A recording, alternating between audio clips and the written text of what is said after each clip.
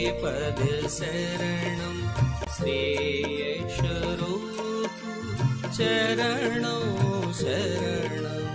जय सद्गुरुदेव जय पद शरणं श्रेयस्वरूप चरणों शरणं।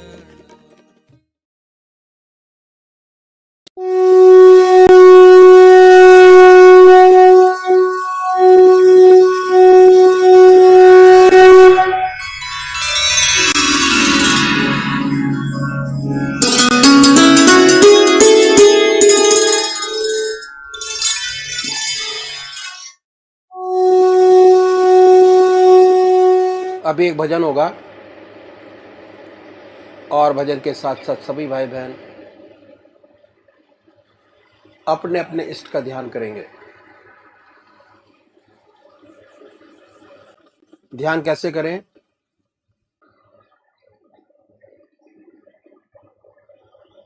अखिल भारतीय संत मत सत्संग की तरीकत मैं आपके सामने रखता हूं।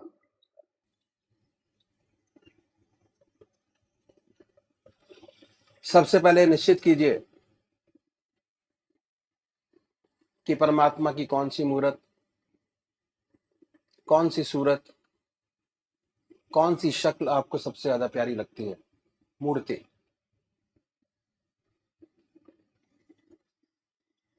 किसी से पूछने की जरूरत नहीं, अपनी आत्मा से प्रश्न कीजिए कि भगवान का वो स्वरूप जो आपको सबसे ज्यादा प्यारा लगता है उसको चुनें।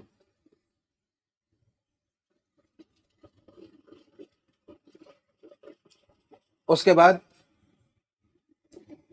किस नाम से आप उनको याद करेंगे उसको भी चुने। मंत्र तो क्या हुआ, दो चीज आपने चुनी, एक अपना इष्ट देव और एक मंत्र। उसके बाद पूजा के स्थान पर जाइए, जिस स्थान पर बैठे हैं, जिस आसन पर बैठे हैं उसी आसन पर बैठे, बड़े प्यार से धूप बत्ती अगरबत्ती जलाएं, बड़े आराम से बैठिए और बैठने के बाद ये महसूस कीजिए कि आपका इष्ट शरीर आपके सामने विद्यमान है।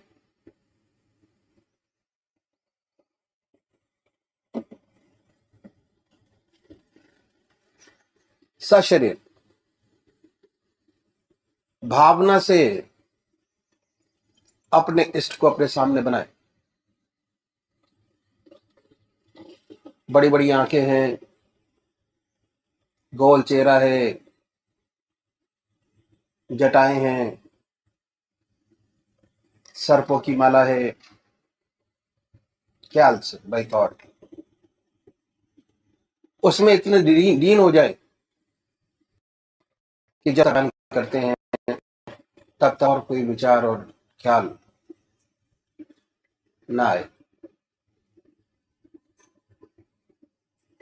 पर आएगा। उन विचारों को हटाएं,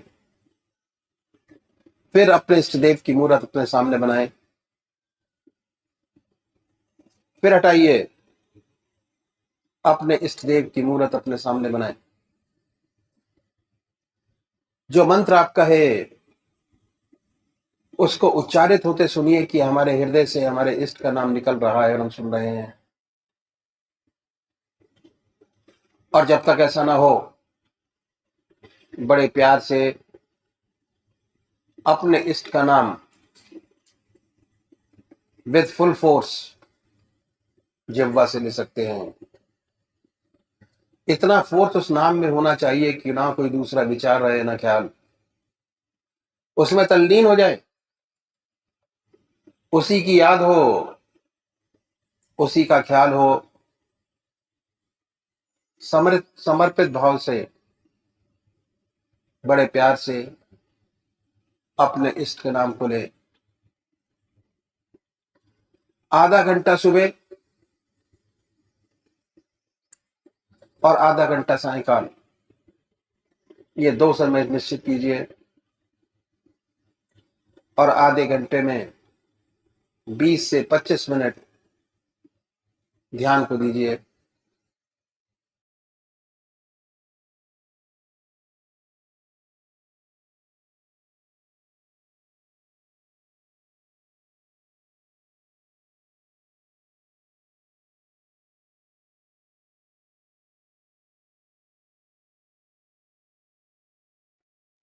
अभी एक भजन होगा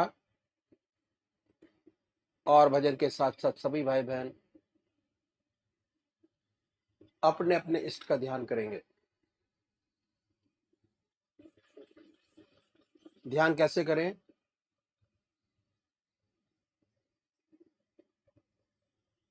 अखिल भारतीय संत मत सत्संग की तरीकत मैं आपके सामने रखता हूं।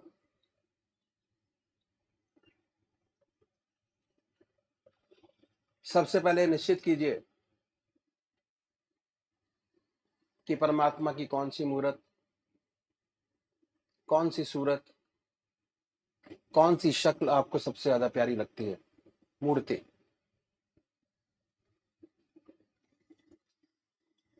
किसी से पूछने की जरूरत नहीं, अपनी आत्मा से प्रश्न कीजिए कि भगवान का वो स्वरूप जो आपको सबसे ज्यादा प्यारा लगता है उसको चुनें।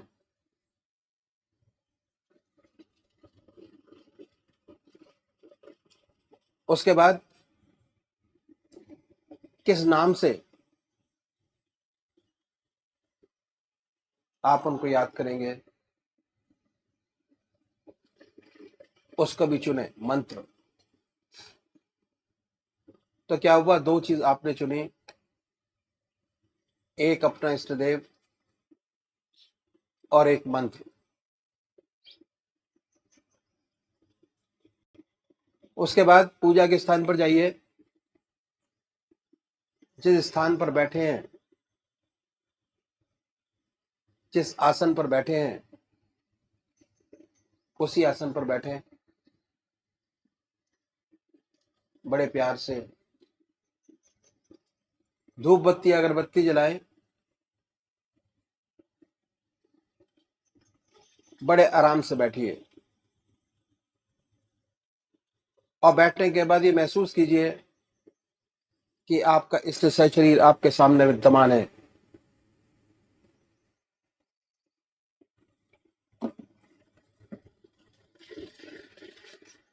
सशरीर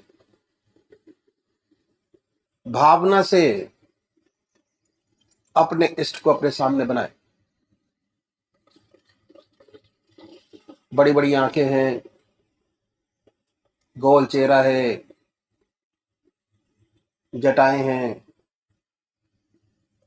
सर्पों की माला है। ख्याल से बाय थॉट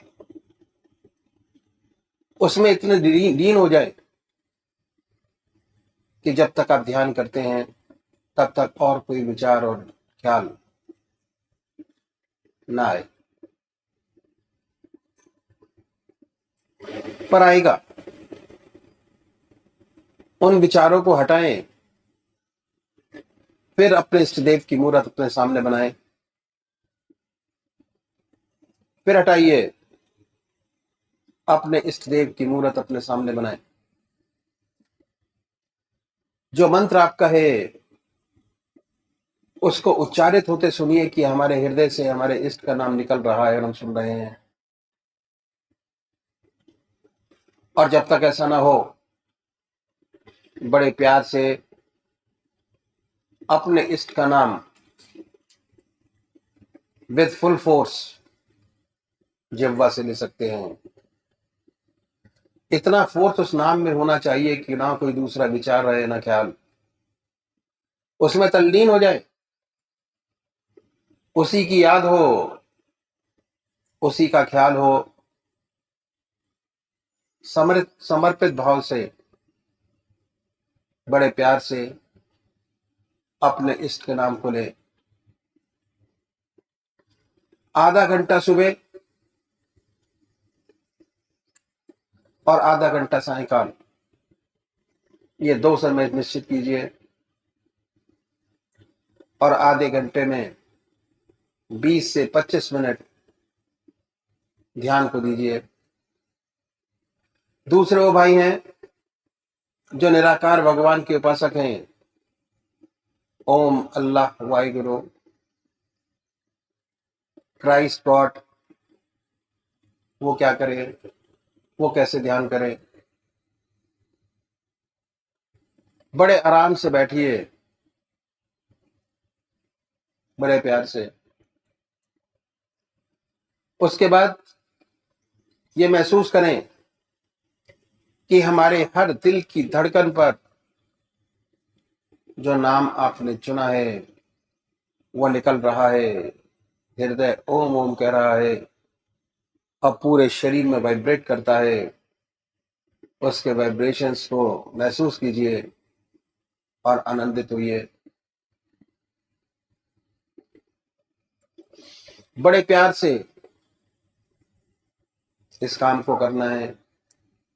जब भी कोई संसारिक बात आपके ذहन में आए, दिमाग में आए, उन विचारों को हटाएं, फिर अपने इष्ट देव की याद में लगे, फिर हटाइए, अपने इष्ट देव की याद में लगिए। अगर आज ध्यान करते हुए आपके 100 विचार 1 मिनट के अंदर आते हैं, तो निश्चित समझिए अगर ये अभ्यास आप बराबर करते चले जाएंगे तो एक दिन ऐसा आएगा कि कोई विचार आपके आगे नहीं होगा। भगवान श्री कृष्ण ने साधक की दृष्टि से गीता में 4 बात बताई। पहली आहार की शुद्धि, दूसरी विहार की शुद्धि, तीसरा अभ्यास और चौथा वैराग। अभ्यास, अभ्यास पर बहुत भारी जोर है और सारी जिंदगी हम एक चीज का अभ्यास करते चले जाते हैं और उसकी परफेक्टनेस पर देखते चले जाते हैं। बड़े प्यार से अगर इस तरीके से अभ्यास करेंगे, बड़ी सुंदर स्थिति होगी। जब भी आप अपने इष्ट देव के चरणों में विश्राम चाहेंगे, बड़े प्यार से विश्राम मिलेगा। ना कोई दूसरा विचार रहेगा, ना ख्याल, और हमारी आत्मा हमारे मन को देखती रहती है। वो बताती है कि हम क्या सोच रहे हैं। जब विचार हट जाए अपने इष्ट देव के चरणों में, फिर दोबारा उस चीज को पकड़े, अपने इष्ट देव को दोबारा अपने इष्ट देव में ध्यान लगाइए। तो अभी एक भजन होगा और भजन के साथ साथ सभी भाई बहन अपने अपने इष्ट का ध्यान करेंगे। मुझे चैन करार तुम्ही से है, जिंदगी की बहार तुम्ही से है। मुझे चैन करार तुम्ही से है, जिंदगी की बहार तुम्ही से है। यूं तो दुनिया में है लाखों हंसी, क्या करूं मुझे प्यार तुम्ही से है। यूं तो दुनिया में है लाखों हंसी, क्या करूं मुझे प्यार तुम्ही से है। मुझे चैन करार तुम्ही से है, जिंदगी की बहार तुम्ही से है। कभी यूं भी आ मेरी आँखों में कि मेरी नजर को खबर ना हो। कभी यूं भी आ मेरी आँख में कि मेरी नजर को खबर ना हो। मुझे एक शब्द तो नवाज दे, फिर उसके बाद सहर ना हो, मुझे एक शब तो नवाज दे।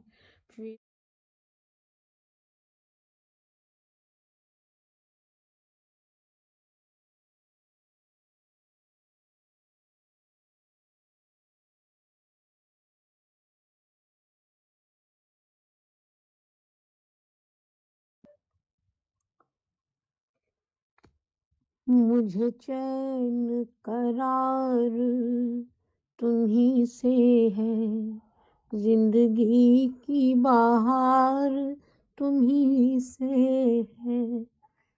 मुझे चैन करार तुम्ही से है, जिंदगी की बहार तुम्ही से है।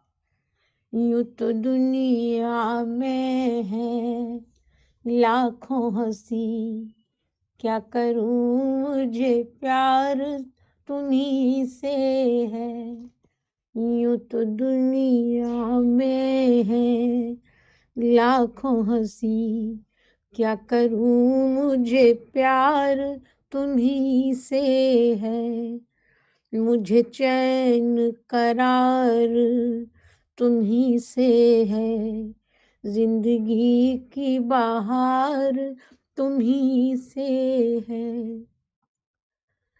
कभी यूं भी आ मेरी आँखों में कि मेरी नजर को खबर ना हो, कभी यूं भी आ मेरी आँख में कि मेरी नजर को खबर ना हो, मुझे एक शब तो नवाज दे, फिर उसके बाद सहर ना हो, मुझे एक शब तो नवाज दे, फिर उसके बाद सहर ना हो।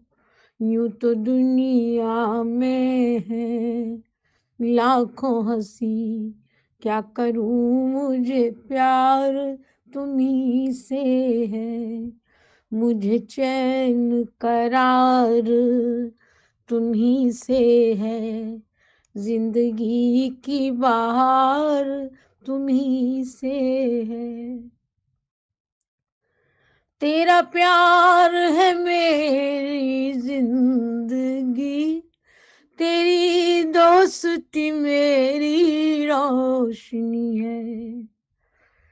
तेरा प्यार है मेरी जिंदगी, तेरी दोस्ती मेरी रोशनी है। मेरे बाद भी ये दिया जलता रहे, कभी बेचराग ये घर ना हो। मेरे बाद भी ये दिया जलता रहे, कभी बेचराग ये घर ना हो। यूं तो दुनिया में है लाखों हंसी, क्या करूं मुझे प्यार तुम्ही से है। मुझे चैन करार तुम्ही से है, जिंदगी की बहार तुम्ही से है। तू बड़ा रहीम करीम है, मुझे ये भी सिफत अता कर। तू बड़ा रहीम करीम है, मुझे ये भी सिफत अता कर। तुझे भूल न भी जो चाहूं मैं, तो मेरी दुआ में असर ना हो। तुझे भूलना भी जो चाहूँ मैं, तो मेरी दुआ में असर ना हो। यूं तो दुनिया में है लाखों हंसी, क्या करूं मुझे प्यार तुम्ही से है। मुझे चैन करार तुम्ही से है, जिंदगी की बहार तुम्ही से है। कभी दिन की धूप में झूम कर, कभी शव के तारों को चूम कर, कभी दिन की धूप में झूम कर, कभी शव के तारों को चूम कर, मेरे साथ साथ चलते चलो, कभी खत्म ये अपना सफर ना हो। मेरे साथ साथ चलते चलो, कभी खत्म ये अपना सफर ना हो। यूं तो दुनिया में है लाखों हंसी, क्या करूं मुझे प्यार तुम्ही से है।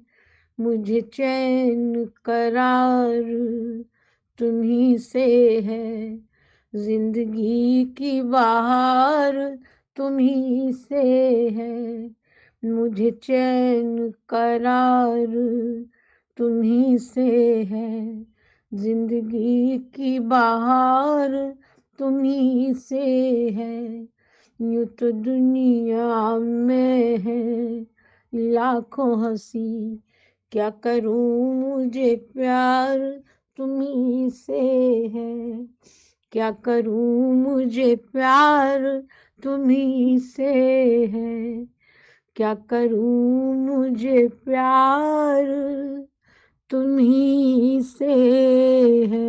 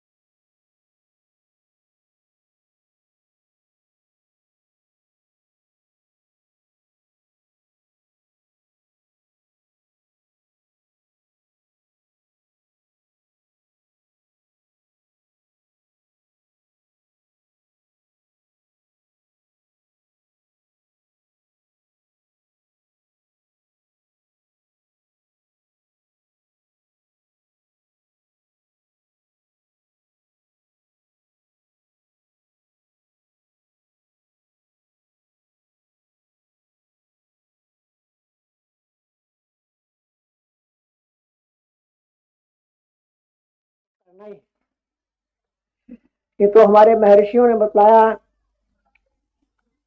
कि मनुष्य जन्म का सबसे बड़ा कर्तव्य यही है कि कम से कम उत्तम अभ्यास सुबह शाम संध्या बनना आवश्यक। चाहे आप गृहस्थी है या सन्यासी है, हर व्यक्ति का, प्राणी मात्र का कम से कम ये फर्ज है, आधा घंटा प्रातःकाल, आधा घंटा सायकाल पूजन अवश्य करें। पूजन, ध्यान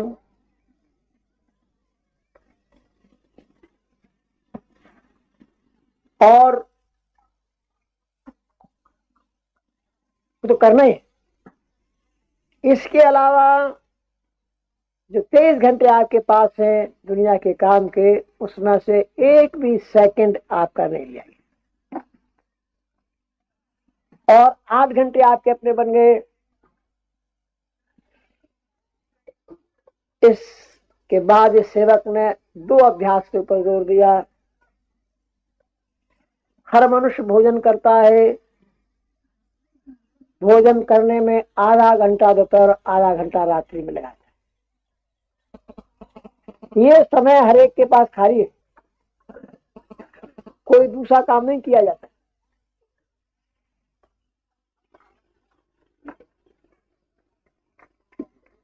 और अगर देखा जाए तो संसार की अधिकतर जो कश्मकश है उस पेट के लिए, भोजन के लिए है। शायद अगर इंसान के पेट न होता तो दुनिया की शक्ल कुछ और हो। जब भोजन आपके सामने आए, प्रभु के अर्पण कीजिए। हर ग्रास उसकी याद में खाइए, हर चीज उसकी याद में पीजिए। इसके जो फायदे हैं वो कल इस सेवक ने बतलाए थे। क्योंकि आप भोजन परमात्मा की याद में कर रहे होंगे, आपको ईश्वर की याद का आनंद आ रहा होगा। आधा घंटा दोपहर, आधा घंटा रात्रि आपका पूजन करना है। ध्यान को ही हम पूजन कहते हैं, उसकी याद को हम पूजन कहते हैं, प्रभु की। और हर मनुष्य सोता है, कितनी बिजी लाइफ के न हो, हर व्यक्ति सोता है। और सोने में ऑन एवरेज हम लगा सकते हैं कि 6 घंटे शायद हम लगाते हैं सोने में। कोई 4 सोता है, कोई 8 सोता है। एवरेज लिया जाए तो 6 घंटे का एवरेज आता है, आ जाए। 6 घंटे हर व्यक्ति सोने में लगाता है। ये समय ऐसा है कि जो खाली है, इसका भी सच्चा उपयोग किया जा सकता है। संतों ने इसका बहुत सुंदर उपयोग बतलाया। सोने से पहले दुनिया की जब सब काम समाप्त हो जाए, आप है और आपका बिछौना है, अपने बिछौने पर बैठिए। कहीं अलग आसन लगाने की आवश्यकता नहीं, अपने बिछौने पर ही बैठिए और बैठ के 2 काम कीजिए। सेल्फ इंट्रोस्पेक्शन, आत्मनिरीक्षण। कितने ऐसे काम आज आपसे बने कि जिनसे दूसरे प्राणियों की आत्मा को शांति और सुख पहुंचा। अगर कोई ऐसा काम बना है, भगवान कहते प्रभु आपने अवसर दिया जो ऐसा शुभ कार्य बन पाया, वरना इस सेवक में कहाँ सामर्थ्य है, किससे कुछ बन पाए। भगवान कहता फिर विचार कीजिए कि आप में कोई कमी तो नहीं। किसी बाहर से पूछने की आवश्यकता नहीं किसी को। आपकी आत्मा आपका सबसे बड़ा गुरु। अपने आप को आप पहचानो, कहा किसी का नेक न मानो। अपने आत्मा से पूछिए, अगर कुछ कमी नजर आती है, नहीं आती तो बड़ी अच्छी बात। अगर कमी नजर आती है, काम है, क्रोध है, लोभ है, मोह है, अहंकार है, झूठ है, फरेब है, मक्कारी है, दगाबाजी है, कोई ऐसी बात है आपने? और आपकी आत्मा कहती है, किसी और से पूछने वाली आवश्यकता है। अगर आपकी आत्मा कहती है कुछ कमी है, उस पर पश्चाताप करना बड़ा आवश्यक है, बहुत जरूरी।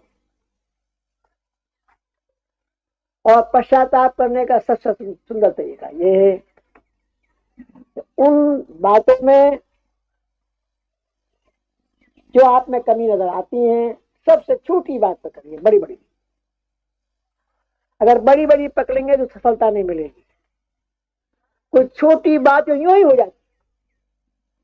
बहुत से लोग हैं हंसी मजाक में झूठ बोल जाते हैं, थोड़ी हा हो जाती, लेकिन झूठ तो झूठ है ही, फायदा कुछ नहीं, खामखा नुकसान में जाते हैं। तो ऐसी वजह से बड़ी छोटी सी मिसाल आपके सामने, बहुत छोटी छोटी चीजें पकड़िए। पहले परमात्मा से प्रार्थना कीजिए कि कल से ये छोटा छोटा काम, शक्ति मांगिए प्रभु से, वायदा कीजिए, और अगले रोज से उस छोटी बात को छोड़ दीजिए। अगर ऐसा करेंगे तो आपकी विल पावर बढ़ती चली जाएगी, और फिर धीरे धीरे बड़े बड़े दुश्मन जो आपको नजर आते हैं, जिनके विचार, जिसके बारे में आप ये सोचते हैं कि शायद उन पर काबू न हो सके, वो भी धीरे धीरे काबू में होते नजर आए। शर्त ये है कि जिस बात का वायदा आप परमात्मा से करें उसको पूरा पूरा। अगर इसके विपरीत करेंगे, वायदा करके पूरा नहीं करेंगे, तो आपकी विल पावर घट जाएगी, और फिर कभी आपके हृदय में ऐसी शक्ति भी पैदा नहीं हो पाएगी कि आप कोई वादा कर सकते। इसलिए घटान में नहीं जाना। अगर वायदा पूरा नहीं कर सकते तो कोई वायदा मत करिए, उससे कोई नुकसान। लेकिन जब वायदा करते हैं तो उसे जरूर पूरा, ईश्वर से वायदा किया जाता है उसे जरूर पूरा। उसके बाद जब इसके बाद आप सोइए, सोने से पहले 10-15 मिनट 20 मिनट भगवान को, प्रभु की गहरी याद की, और जब याद अच्छी बन जाए, जब ध्यान अच्छा बन जाए, उसी ध्यान में सोने। यह अभ्यास, अगर ये अभ्यास करेंगे तो इसके विशेष लाभ आपको होंगे कि जिन्हें उटांग पटांग सपने नजर आते हैं, बंद हो जाए इस अभ्यास के बाद। धीरे धीरे आपकी नींद अच्छी आने लगेगी।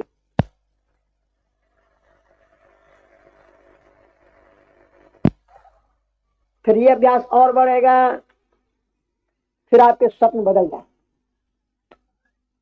सुंदर सुंदर सपना आने। स्वप्न आप देखेंगे गंगा जी का स्नान, अपने इष्ट देव के दर्शन, मंदिर के दर्शन, सपने में ही ध्यान अवस्थित है, ध्यान में बैठे हैं, प्रभु का ध्यान कर, ऐसे ऐसे बढ़िया अपने गुरुदेव के दर्शन, ऐसे सुंदर सुंदर सपने आने। और जब ऐसे सुंदर सपने आने लगते हैं तो साधक की हिम्मत और बढ़ जाती है, साहस और बढ़ जाता है, और वो गहरा ध्यान करके सोता है।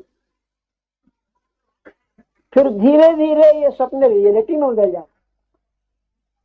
अभी स्वप्न देख रहे थे, अनंत सूर्यों का प्रकाश ही प्रकाश है, सारा प्रकाश से सब कुछ भरा है, शरीर में बिजली दौड़ गई सोते। तो साधक जिस ध्यान में सोता है, रात भर उसी ध्यान में पड़ा रहता है, सुबह उठता है तो उसका ध्यान और अच्छा लगा हुआ होता है। अगर आज्ञा चक्र पर ध्यान करते करते सोया, जब सुबह उठेगा तो उसका आज्ञा चक्र और तेजी से चलता होगा, या उसका ध्यान शहदर कमल पर होगा। आत्मा ये कहेगी कि रात भर पूजा होती रही और शरीर सुस्ताई। ये अभ्यास 6 घंटे जो सोने के, वो आपके अपने पूजा के बन गए। और आपके काम का एक भी सेकंड नहीं जाएगा, नॉट ए सिंगल सेकंड। भगवान कृष्ण ने साधक के लिए 4 बातें विशेष गीता में बताई, जो निचोड़ है गीता का साधक के लिए, साधक की दृष्टि।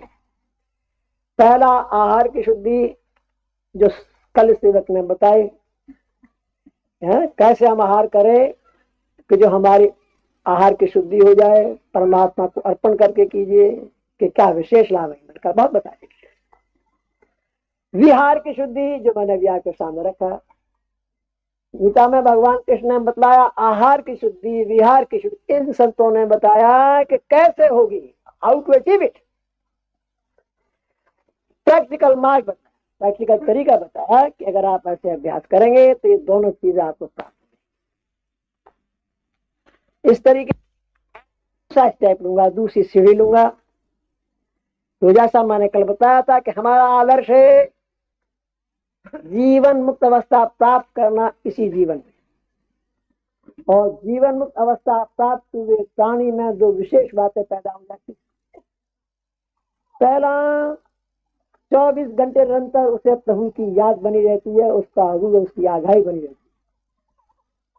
चलते फिरते, खाते पीते, सोते जागते, संसार का हर व्यवहार करते उसे ईश्वर की निरंतर याद बनी रहती है।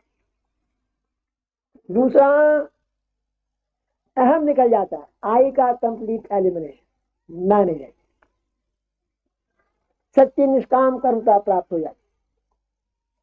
ये 2 विशेष बातें पैदा होती, और हमारे सदगुरुओं ने बहुत प्रैक्टिकल रास्ता, तरीका बताया इसको प्राप्त करने का, अचीव करने। 8 घंटे हमने अपने बनाए, सारे साधन को उन्होंने 3 हिस्सों में बांटा। साधन की पहली सीढ़ी पूरा कर लेने से 8 घंटे आपके अपने हो जाएंगे 24। साधन की दूसरी सीढ़ी पूरा कर लेने पर 16 घंटे आपके अपने हो जाएंगे, और साधन की तीसरी सीढ़ी सफलता प्राप्त करने पर 24 घंटे आपके अपने होंगे, और सच्ची निष्काम कर्मता आपको प्राप्त हो जाएगी। अब मैं दूसरा स्टेप लूंगा। दूसरा स्टेप 16 घंटे में अपने बनाने हैं, और हम सब गृहस्थी,